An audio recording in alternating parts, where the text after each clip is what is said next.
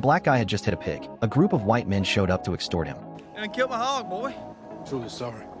Gladly pay you for it. How much you want? They demanded $100, an outrageous price. Of course, the man refused. But when one of them reached for a gun, fear instantly took over his anger. He quickly said he had a check in the car and rushed back to get it. That check, it was all the money his family had for the next 2 months. His wife looked on with heartbreak and helplessness, but he knew if he didn't pay, they might not make it out alive. So he swallowed the pain and handed it over. But the white men weren't done yet. They threw the check on the ground, told him to bend down and pick it up, and then load the dead boar onto their truck. It was pure humiliation. But when he turned and saw his wife and kids, he stayed silent and did exactly what they asked. All of it. His eldest son watched from the back seat, and that moment changed the course of his life forever. This was Texas, 1935. Back then, black folks were treated like pests. If you stole a loaf of bread, you could be burned alive. Forget school, forget a decent job. All they had were back-breaking labor gigs. If they ever tried to rise up, cops would lock them up for rebellion. Even his dad, a doctor who spoke 7 languages, couldn't escape the curse of his skin. He had to travel around giving lectures just to feed the family.